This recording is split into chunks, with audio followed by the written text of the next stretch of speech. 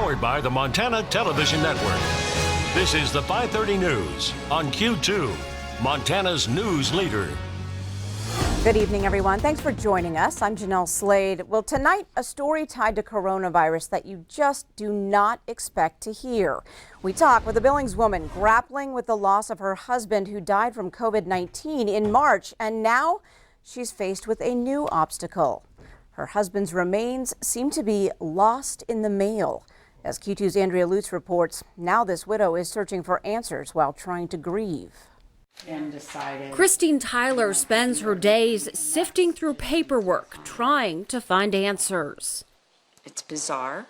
This March, her husband of 41 years, Donald, died in Spain. When I retired 10 years ago, we decided every year to take a trip, an overseas trip to see the world. And see the world they did. But during their trip, Donald became ill. And they decided, without really doing a whole lot of tests, that he had COVID.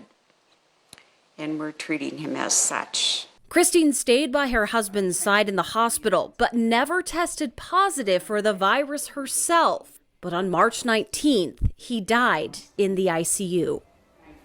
That's when Christine says things got even more bizarre. And he stayed at the mortuary for almost a month before he was moved to the Fleet post office in Rota, Spain. Vietnam. He served in Vietnam, a member of the Air Force, and was a federal police chief in Wisconsin.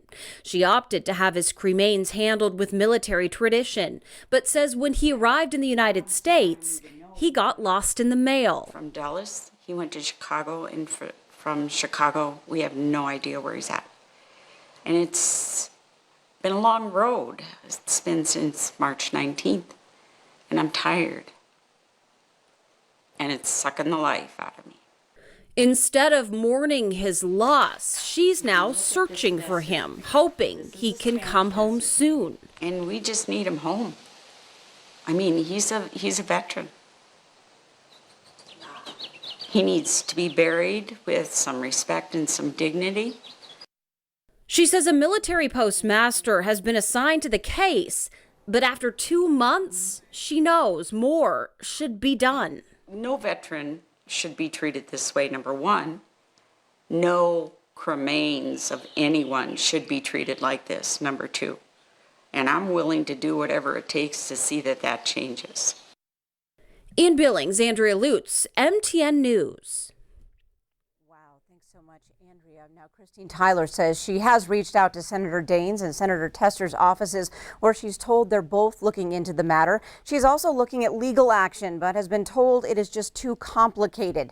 Regardless, she's planning a military service for Donald with or without his body back home in Billings.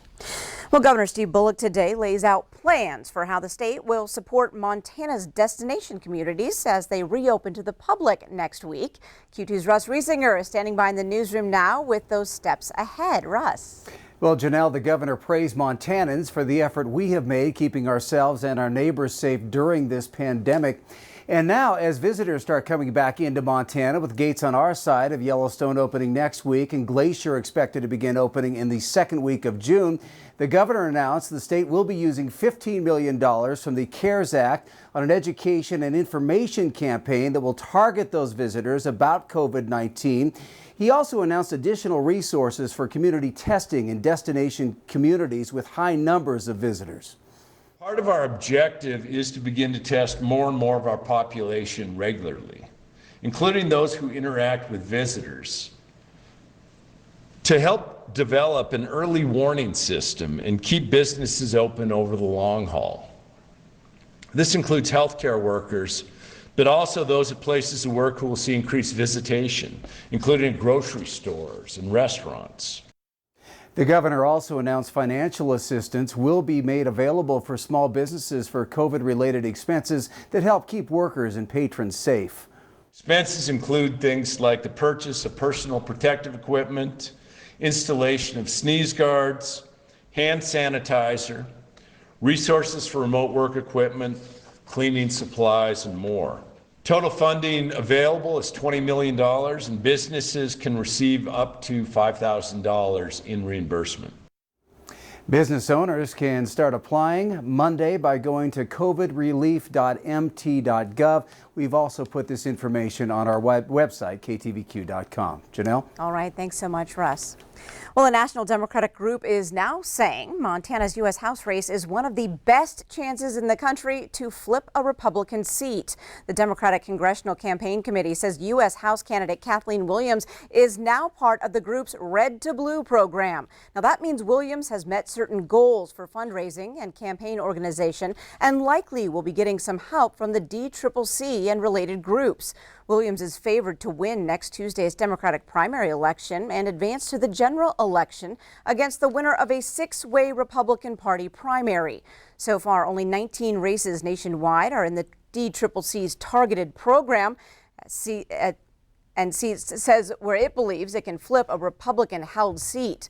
Montana's only U.S. House seat hasn't been won by a Democrat since 1994. Now, also this week, the National Republican Congressional Committee will designate GOP candidate Matt Rosendale as one of its young guns, meaning it will support him come this fall.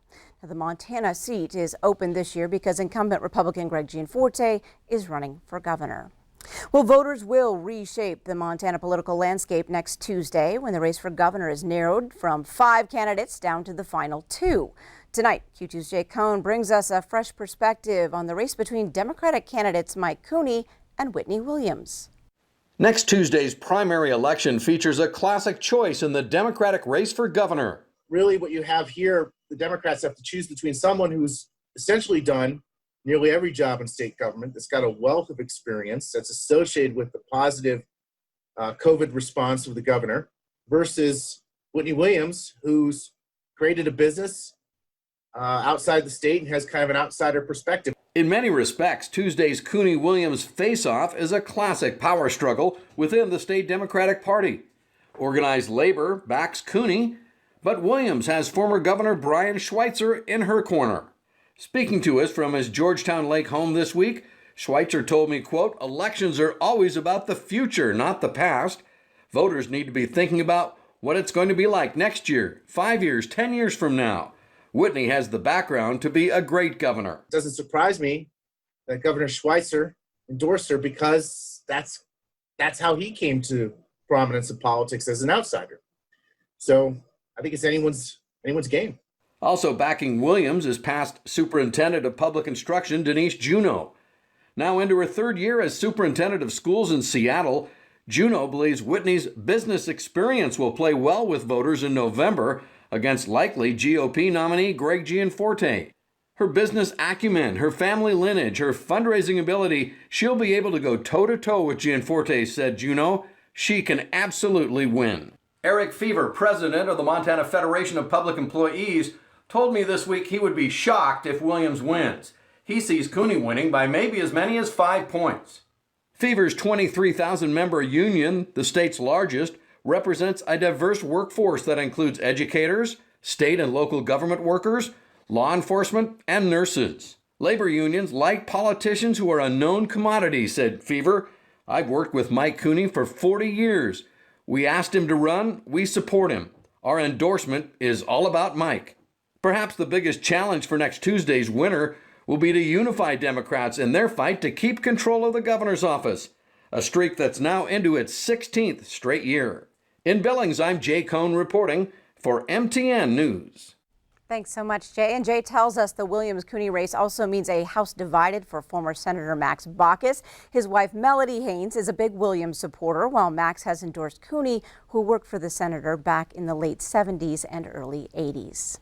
Well, Yellowstone County is nearing a record voter turnout in next Tuesday's primary. As of this afternoon, 40,739 ballots had been returned. Now, that means we're only a few thousand votes away from setting a new record. The county's previous record was set in 2016 when 43,081 ballots were counted.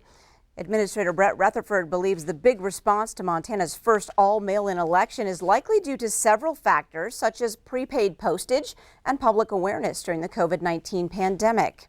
Now, also starting today, election workers began opening the secrecy envelopes for all returned ballots. Then on Monday, Rutherford says they will start counting the votes. Well, a legislative committee pulled an about-face yesterday and withdrew its objection to new rules that govern the disposal of radioactive oil field waste in Montana. Last month, after 6 years of work on the issue, the Environmental Quality Council voted to sidetrack the new rules. With a vote of 12-2, the council withdrew its objection. Now, that means the new rules will go into effect by the end of July. Those rules determine the level of radioactivity that landfills are allowed to accept. Proponents wanted Montana's rules to be identical to those in North Dakota to protect the state from becoming a dumping ground for such oil waste. Montana currently has 2 waste facilities, one in Missoula, the other in Glendive, that are certified to handle radioactive waste. Now, 3 other facilities are planned for eastern Montana. They've been permitted by the state but are not yet open. Well, a Billings tradition started at the Montana Brewing Company 17 years ago, and now the coronavirus has forced the cancellation of Alive After 5. The Downtown Billings Alliance has decided to not hold its concert series this summer. Events director Lindsay Richardson says about 1,000 come out for each concert, and with big events limited to 50 people during Phase 2, the businesses and bands would at best break even.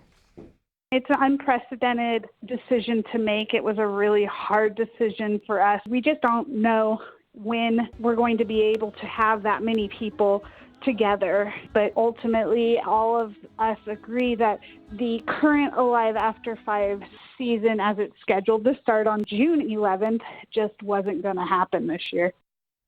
Well, 8 concerts were scheduled this year, starting at the Pub Station and wrapping up its season at the Magic City Blues Festival.